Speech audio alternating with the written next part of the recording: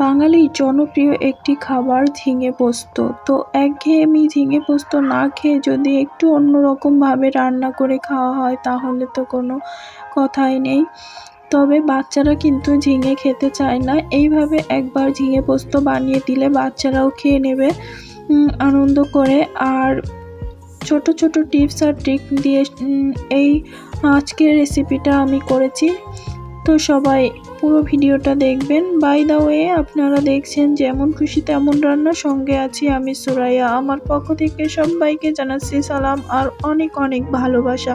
তো আজকের রেসিপি হচ্ছে ঝিঙে পোস্ত। তো ঝিঙে পোস্তটা করার জন্য আমি কিন্তু এখানে বুটের ডালও ব্যবহার করেছি। তো ডালটা কিভাবে দিয়েছি পুরো ভিডিওটা দেখলে বুঝতে পারবেন। তো প্রথমে আমি এখানে একটা বড় সাইজের ঝিঙা আর একটা আলু নিয়ে নিয়েছি। আর এখন এই ঝিঙা আর আলুটাকে কেটে নেওয়ার পালা। তো আমি এখন এই ঝিঙে আর আলু থেকে প্রথমে খোসাটা ছাড়িয়ে নেব। তো এই যে খোসাটা ছাড়িয়ে নিচ্ছি। ঝিঙে পোস্ত কিন্তু সবাই অনেক পছন্দ করে। পোস্ত দিয়ে অসাধারণ হয় আসলে যে রেসিপি করা হয় না কেন, তবে তার মধ্যে ঝিঙেটা অন্যতম। তাই সবসময় এই গরমে ঠান্ডা তরকারির মধ্যে ঝিঙে দিয়ে পোস্ত কম মশলায় খাওয়া হয়। তো মশলা যেহেতু এখানে কম ব্যবহার করা হয় তাহলে নিঃসন্দেহে এটি একটি স্বাস্থ্যসম্মত খাবার। তো আপনারা কিন্তু এটা অসুস্থ কোনো ব্যক্তিও, যাদের তেল মশলা বেশি খাওয়া নিষেধ, তারাও এভাবে এটা রান্না করে খেতে পারেন। খুবই ইজি আর খেতেও দুর্দান্ত হয়। তো কথা বলতে বলতে বন্ধুরা, আমার কিন্তু ঝিঙে আলু সব কিছুর খোলাটা প্রায় ছাড়িয়ে নেওয়া হয়ে গেল। আর এখন এগুলোকে কিন্তু আমি পিস পিস করে কেটে নেব। তো এই যে বন্ধুরা, আমার খোলাটা ছাড়িয়ে নেওয়া হয়ে গেল ঝিঙে থেকেও।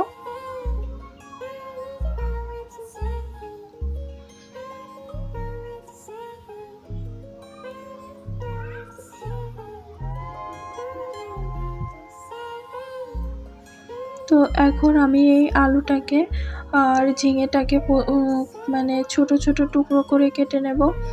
তো বন্ধুরা, আপনারা চাইলে কিন্তু এখানে বেশি ঝিঙা বা আলু দিয়ে রান্নাটা করতে পারেন। যাদের যতটা পরিমাণ প্রয়োজন তারা ততটা পরিমাণ দিয়েই রান্নাটা করবেন। আর আমি এভাবে কিন্তু ছোট টুকরো করে নিয়েছি। আর আলুটাকেও একটু পাতলা পাতলা করে কেটে নিয়েছি। যেহেতু ঝিঙা বয়েল হতে টাইম লাগে না, সেক্ষেত্রে একটু আলুটা ব্যালেন্স করে কাটতে হয়। তো কেটে নেওয়া হয়ে গেছে, এখন এগুলোকে উঠিয়ে নিচ্ছি। তো এগুলো এবার ধুয়ে রান্নায় চলে যাব। তার আগে দেখিয়ে দিই, এখানে কিন্তু আমি বুটের ডাল ভিজিয়ে রেখেছিলাম 2 থেকে 3 ঘন্টা। তো তারপর এটা পেস্ট করে নিয়েছি। আর এর ভিতর দিয়ে দিচ্ছি একটু ঝালের গুঁড়া আর লবণ। আপনারা চাইলে এখানে কাঁচা ঝালও ইউজ করতে পারেন, তবে আমি শুকনো ঝালটা দিয়েছি। আর এটাকে কিন্তু ভালোভাবে ফেটিয়ে নিতে হবে যাতে একটু হালকা মতো হয় আর এর ভিতর ঝোলটা ভালোভাবে যায়। ঠিক যেমন বড়ি তৈরি করা হয় তখন যেভাবে ডালটা ফেটিয়ে নেওয়া হয় ওইভাবেই কিন্তু ফেটিয়ে নেওয়ার চেষ্টা করবেন। তবে অতটা করা লাগবে না, এখানে কিছু সময় একটু ফেটিয়ে নিলেই হবে।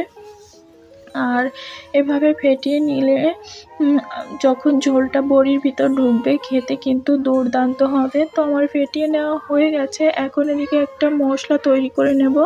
তো মশলার জন্য আমি এখানে পোস্তটা ভিজিয়ে রেখেছিলাম 2-2.5 ঘন্টার জন্য। আর এর ভিতর দিয়ে দিচ্ছি কয়েক টুকরা আদা, আর দিয়ে দেব কিছু কাঁচামরিচ, দিয়ে একটা ভালো পেস্ট তৈরি করে নেব এই রান্নাটার জন্য কিন্তু এটুকুই মশলা দেব, এর থেকে আর কোনো মশলা ব্যবহার করব না। আর আমি আগেই তেলটা গরম বসিয়ে দিয়েছিলাম আর যে ডালটা ফেটিয়ে রেখেছিলাম এভাবে ছোট ছোট করে বড়ি আকারে দিয়ে আমি ভেজে নেব। তবে আপনারা আপনাদের পছন্দ মতো দিতেই পারেন, তাতে কোনো সমস্যা নেই। আমার সবগুলো এক ব্যাচেই ধরে যাবে। তো আমি এক ব্যাচে দিয়ে বড়িগুলোকে ভেজে নেব। অনেকটাই কিন্তু হালকা হয়ে গেছে আমার ফেটানোর জন্য। তো আপনারা এইভাবে নেবেন আর এইভাবে একটু অপর পাশ লাল লাল হলে এটাকে উল্টে দেব। তো আমি যেভাবে ভেজে নিচ্ছি আপনারাও এইভাবেই ভেজে নেবেন। চাইলে আরও একটু কম ভাজতে পারেন, তবে আমি এরকম ভেজে নিয়েছি। এটা তেও সম্পূর্ণ মাল মশলা ঢুকবে, ঝোলটাও ঢুকবে। রান্নার পরে আপনারা বুঝতে পারবেন যে কেমন হলো।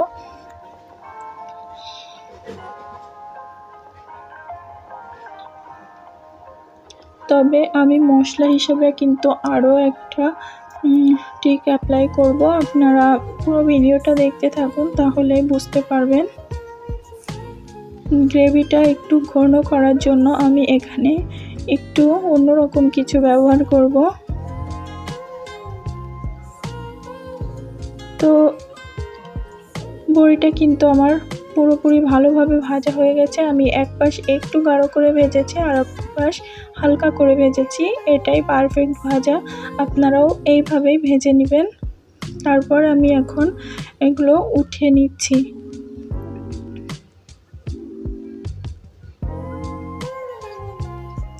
এরপর ওই একই কড়াইয়ে আমি একটা শুকনো মরিচ 2 ফালি করে দিয়ে দিচ্ছি, আর হাফ চামচের থেকেও কম কালো জিরে দিয়ে দিচ্ছি। যেহেতু আমার এখানে ঝিঙা আলুর পরিমাণটা কম, তাই আমি সেই হিসাব করেই দিয়ে দিচ্ছি। আপনারা আপনাদের পরিমাণ হিসাব করে এখানে ব্যবহার করবেন সমস্ত ইনগ্রিডিয়েন্টস। তো এরপর আমি আলুগুলো দিয়ে দিচ্ছি। যেহেতু আলুটা বয়েল হতে বেশি সময় লাগবে, তাই ফার্স্টে আমি আলুটা দিয়ে একটু ভাজা ভাজা করে নেব। আর আলুটা ভাজার পর কিন্তু বাকি স্টেপ শুরু করব।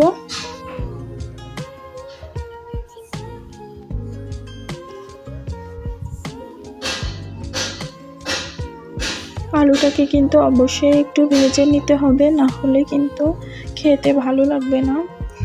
তাই অবশ্যই আলুটা ফার্স্টে লাল লাল করে ভেজে নেব। তো দেখুন বন্ধুরা, আমি এভাবেই ভেজে নিয়েছি। আপনারাও কিন্তু এরকম ভাজবেন, অতিরিক্ত লাল লালের দরকার নাই।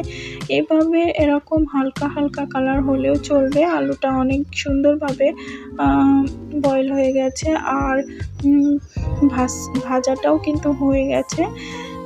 তো এরপর আমি এর ভেতর কিন্তু কেটে ধুয়ে রাখা ঝিঙাগুলো দিয়ে দিচ্ছি। আর এই ঝিঙা আলু দুটোই আবার আমি ভেজে নেব।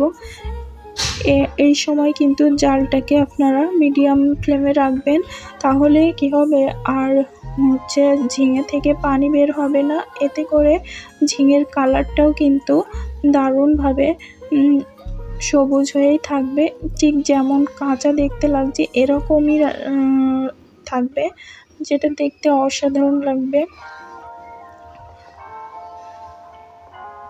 তো চেষ্টা করবেন ঝিঙা আলু দুটোই কিন্তু আলগা করে রান্নার জন্য ঢাকা দেওয়ার প্রয়োজন নেই।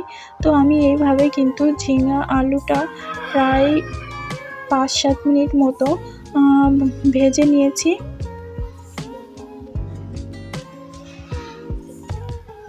তো এরপর কিন্তু আমি এখানে ঝোলের পানিটা অ্যাড করেছি। আমার আলু ঝিঙা দুটোই কিন্তু বয়েল হয়ে গেছে, আর আমি সেই হিসাব করে পানিটা দিয়েছি। আপনারাও সমস্ত কিছুর পরিমাণ বুঝে পানিটা অ্যাড করবেন।